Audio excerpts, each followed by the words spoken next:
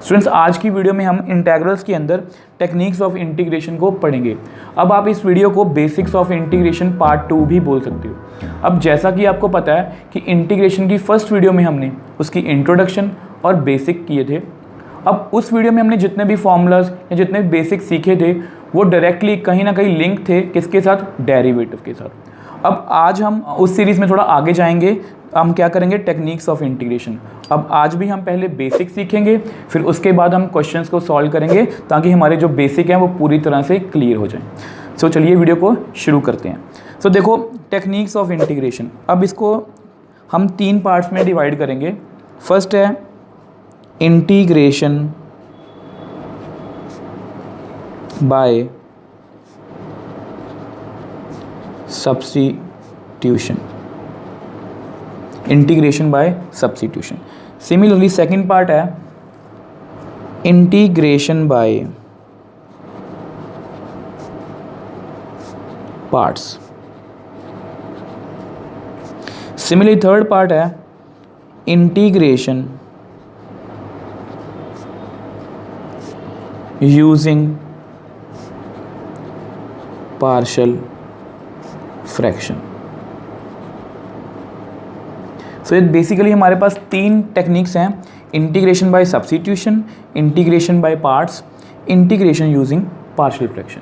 अब इन सब के बारे में हम बारी बारी से पढ़ेंगे, बट आज की वीडियो में हम फर्स्ट ऑफ ऑल डिस्कस करेंगे integration by substitution.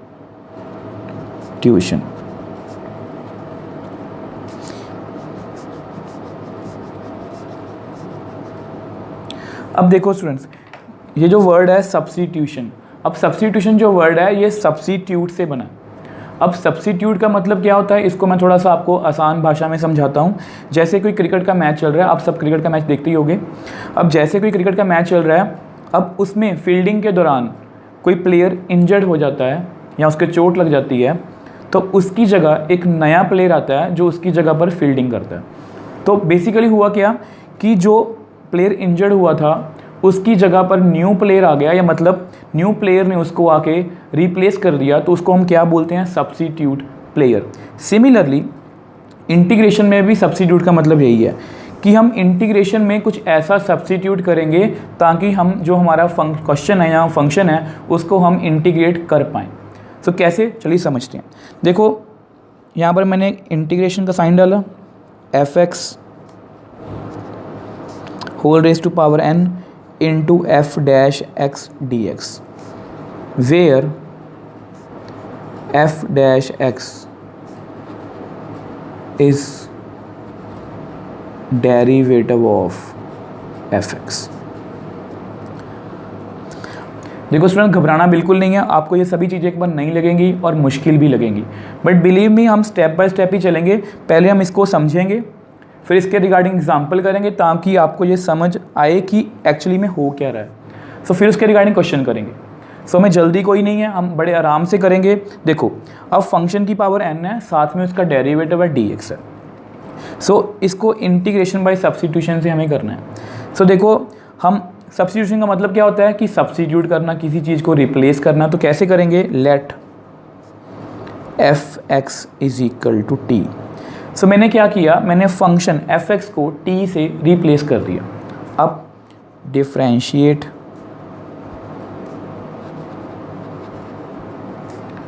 Both sides with respect to x। आप बोथ साइड डिफरेंशिएट कर दो विद रिस्पेक्ट टू x। हमें पता है fx का डेरिवेटिव कितना होगा, f डैश x, और t का dt बाई dx, क्योंकि हम differentiate with respect to x कर रहे हैं।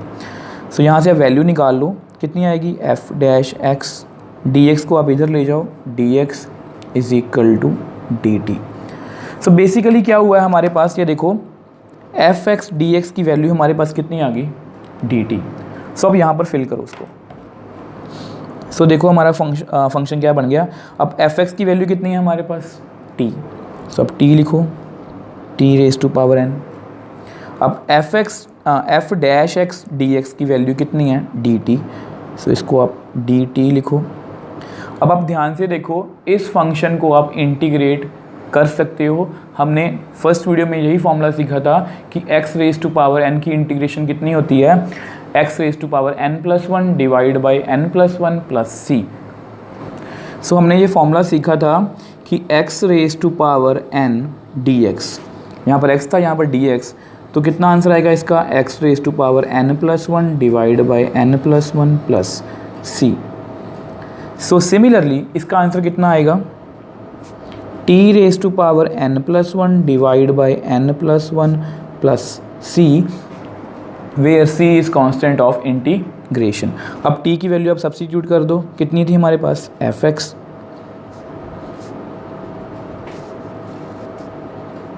n+1 plus c। So basically हमारे पास एक फॉर्मूला बन गया कि जब भी fx whole raise to power n into f dash x D x, तो इसका आंसर कितना आएगा, फंक्शन की power n+1 whole divide by n+1 plus c. So ये हमने इंटीग्रेशन बाय सब्स्टिट्यूशन किया है। कैसे, फंक्शन की पावर n, साथ में इसका डेरिवेटिव है, तो उसका आंसर कितना आ रहा है, फंक्शन की power n+1 whole divide by n+1 plus c. अब इसको मैं आपको एग्जाम्पल से समझाता हूँ। देखो,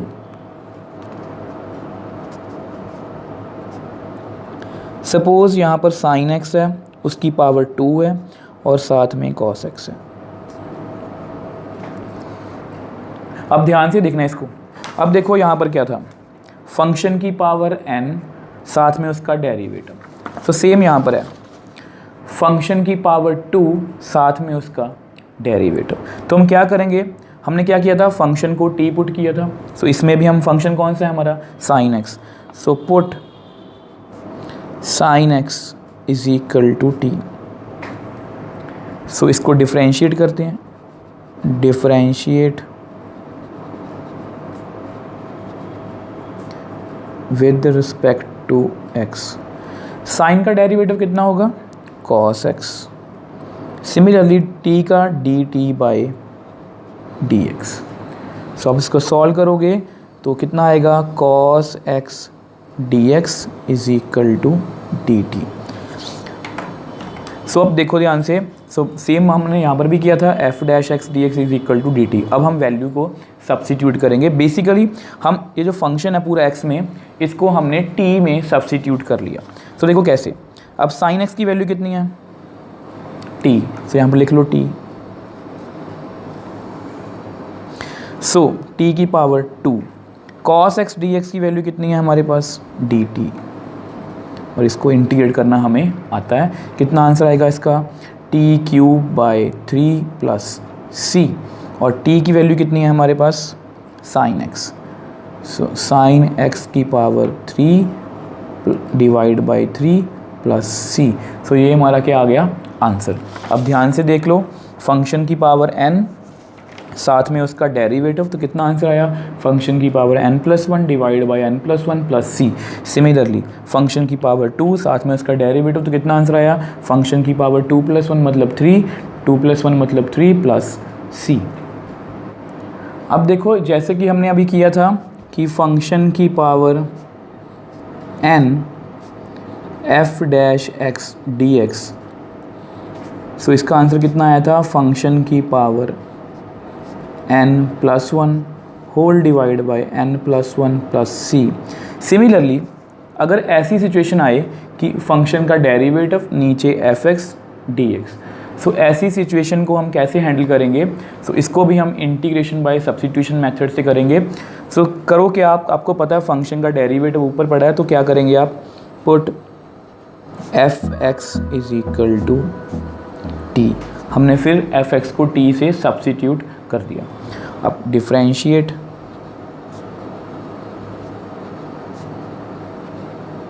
both sides with respect to x। So कितना आंसर आएगा, f डैश x, t का डेरिवेटिव dt बाई dx। तो इसको आप इधर ले जाओ, f डैश x dx की वैल्यू कितनी आ गई, dt। अब थोड़ा ध्यान से देखो, f डैश x की वैल्यू कितनी है dt, f x की वैल्यू कितनी है t। सब सब्स्टिट्यूट करो, F dash x D x की वैल्यू कितनी है, डी टी, और एफ एक्स की वैल्यू कितनी है, टी। और हमने ये फॉर्मूला पढ़ा है कि डी एक्स बाई एक्स मतलब 1/x, 1/x की इंटीग्रेशन होती है log mod x plus c. तो सिमिलरली इसका आंसर कितना आएगा, log mod t plus c. और t का मतलब क्या है हमारे पास, f x, log mod f x plus c. तो हमारे पास एक फॉर्मूला बन गया कि अगर फंक्शन का डेरिवेटिव ऊपर है और नीचे फंक्शन है तो उसका आंसर कितना आएगा, log mod function plus c. सो बेसिकली हमारे पास दो टेक्निक्स बन गई हमारे पास कि अगर फंक्शन की पावर n है उसके साथ उसका डेरिवेटिव है तो उसका आंसर कितना आएगा, फंक्शन की power n+1 whole divide by n+1 plus C. Similarly अगर फंक्शन नीचे है डिनोमिनेटर में और उसका डेरिवेटिव ऊपर न्यूमिनेटर में है तो उसका आंसर कितना आएगा, log mod f x plus c. अब इसको भी मैं आपको एक एग्जाम्पल से समझाता हूँ। सो अब ये हमारी एग्जाम्पल है, अब ध्यान से देखो, इसके साथ आप कंपेयर करो फंक्शन, अब उसके ऊपर उसका डेरिवेटिव फंक्शन 1 + x², 1 का डेरिवेटिव 0, x² का 2x। सो फंक्शन का डेरिवेटिव ऊपर है तो हम क्या करेंगे, सब्स्टिट्यूशन। सो क्या करेंगे, put 1 + x² = t। So then हमें पता है डिफरेंशिएट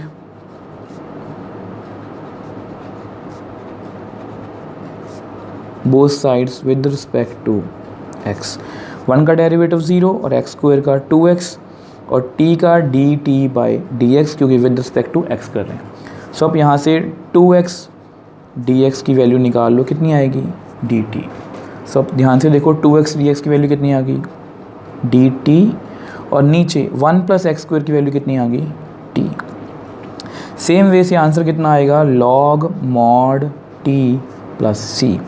सो हमारा आंसर कितना आ गया, 2x dx upon 1 + x², log mod t की वैल्यू कितनी है, 1 + x² mod प्लस सी। अब इन दोनों टेक्निक्स की हेल्प से हम कुछ फॉर्मूलास करेंगे इंटीग्रेशन के। जैसे हमने अभी तक इंटीग्रेशन में tan x की इंटीग्रेशन नहीं सीखी, तो इसको कैसे करेंगे, देखो आप tan को लिख सकते हो sin x by cos x dx। अब आपको पता है कि हमारे पास दो टेक्निक्स हैं, एक फंक्शन की पावर n उसके साथ उसका डेरिवेटिव, सिमिलरली फंक्शन डिनोमिनेटर में और उसका डेरिवेटिव न्यूमिनेटर में। अब ध्यान से देखो cos का डेरिवेटिव कितना होता है, माइनस साइन। तो अब क्या करो, माइनस माइनस माइनस माइनस कितना होता है, प्लस। सो मैं इसे लिख सकता हूँ। अब आप टेक्निक का यूज़ कर लो। टेक्निक क्या है हमारे पास कि फंक्शन का डेरिवेटिव ऊपर है, नीचे फंक्शन है, तो इसका आंसर कितना आएगा, log mod f x plus c. So तो इसका आंसर कितना आएगा, फंक्शन का डेरिवेटिव ऊपर है तो कितना आंसर आएगा, माइनस माइनस ये वाला, कॉस का derivative minus sine, log mod cos x plus c. So हमारे पास एक फॉर्मूला बन गया कि tan x की इंटीग्रेशन कितनी होगी, minus log mod cos x plus c. देखो आपको एग्जाम में बस ये फॉर्मूला याद रखना है कि tan x की इंटीग्रेशन कितनी होती है, minus log mod cos x plus c. आपको ये डेरिवेशन नहीं याद रखनी, ये जस्ट आपको इसलिए करवा रहा हूँ ताकि आपको टेक्निक्स भी अच्छे से क्लियर हो जाएं और फॉर्मूला भी आपको याद रहे। सो cot x की इंटीग्रेशन भी अभी तक हमने नहीं सीखी। सो इसको क्या लिख सकते हैं हम, cos x by sin x dx। So अब क्या करो, cos x by sine x. अब साइन का डेरिवेटिव कितना होता है, cos। सो डेरिवेटिव ऊपर है, सो टेक्निक फिर दोबारा लिख लो, बिकॉज f डैश x कि अगर फंक्शन का डेरिवेटिव ऊपर है तो हम इसको लिख सकते हैं log mod f x plus c. तो सिमिलरली साइन का डेरिवेटिव cos ऊपर है तो इसको क्या लिख सकते हैं हम, log mod sin x plus c. तो हमारे पास एक फॉर्मूला बन गया, cot x की इंटीग्रेशन कितनी होगी, log mod sin x plus c. अब ये है नेक्स्ट फॉर्मूला secant x का। सो इसको हम कैसे करेंगे, अब ध्यान से देखना। आप ऐसा करो, इसको secant x plus tan x secant x D x secant x plus tan x. So मैंने बेसिकली किया क्या है कि सीकेंड एक्स टेन एक्स से मल्टीप्लाई और डिवाइड कर दिया। सो इससे होगा क्या, इसको आप मल्टीप्लाई कर लो अंदर, कितना आंसर आएगा, secant square X plus secant x tan X D X whole divide by secant x plus tan X. अब आप मेरे को बताओ सीकेंड का डेरिवेटिव कितना होता है, सीकेंड एक्स टेन एक्स, और प्लस टेन एक्स का सीकेंड स्क्वायर एक्स। सो मतलब जो नीचे फंक्शन है उसका डेरिवेटिव ऊपर पड़ा है। सो इस टेक्निक की हेल्प से हम क्या करूँगा, सो फॉर्मूला लगा दूंगा कि log mod secant x plus tan x plus c. So हमारे पास एक नया फॉर्मूला आ गया सीकेंड एक्स का, कितना, log mod secant x plus tan x plus c. देखो स्टूडेंट्स, मैं आपको बार बार बोल रहा हूँ कि आपको ये डेरिवेशन नहीं करनी, ये जस्ट मैं आपको समझाने के लिए करवा रहा हूँ ताकि आपको फॉर्मूला भी अच्छे से याद हो जाए और आपको टेक्निक भी अच्छे से समझ आ जाए। सिमिलरली एक और नेक्स्ट फॉर्मूला है,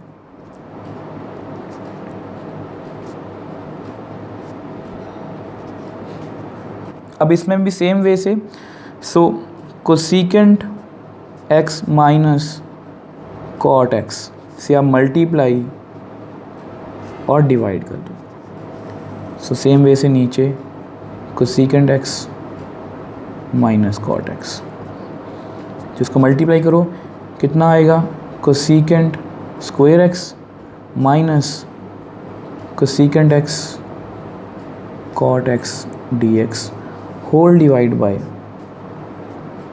cosecant x minus cot X. अब आप मेरे को बताओ कोसेकेंट एक्स का डेरिवेटिव कितना होता है, minus cosecant x cot x. Similarly minus cot x का डेरिवेटिव कितना होगा, माइनस कोसेकेंट स्क्वायर एक्स और minus minus plus cosecant square x. मतलब माइनस कॉट एक्स का डेरिवेटिव कितना होगा, प्लस कोसेकेंट स्क्वायर एक्स, और कोसेकेंट एक्स का minus cosecant x cot x. इस टेक्निक की हेल्प से मैं इसका आंसर कितना लिखूंगा, log mod cosecant x minus cot x. So हमारे पास फॉर्मूला बन गया है, कोसेकेंट एक्स डी एक्स की इंटीग्रेशन कितनी होगी, log mod cosecant x minus cot x plus c. So आज की वीडियो में हमने बेसिकली टेक्निक्स ऑफ इंटीग्रेशन के बारे में पढ़ा, जिसके अंदर हमने इंटीग्रेशन बाय सब्स्टिट्यूशन को डिस्कस किया, और उसमें हमने दो फॉर्मूले किए कि फंक्शन की पावर अगर n है और उसके साथ उसका डेरिवेटिव है तो उसको हम लिख सकते हैं फंक्शन की power n plus one plus सी। सिमिलरली अगर फंक्शन डिनोमिनेटर में है और उसका डेरिवेटिव न्यूमिनेटर में है तो इसको हम लिख सकते हैं log mod f x plus c. अब इसको हमने डिराइव भी किया और साथ साथ एग्जांपल्स भी की ताकि आपको अच्छे से ये समझ आए। सो आज हमने ये फॉर्मूलास भी किए। अब आज से पहले हमने जितने भी फॉर्मूलास किए थे इंटीग्रेशन के, उन सभी में क्या था कि वो सीधा डेरिवेटिव के रिवर्स थे, बट ये जो फॉर्मूले हैं ये सीधे इंटीग्रेशन के फॉर्मूलाज हैं और इनको हमने इंटीग्रेशन बाय सब्स्टिट्यूशन की हेल्प से किया है।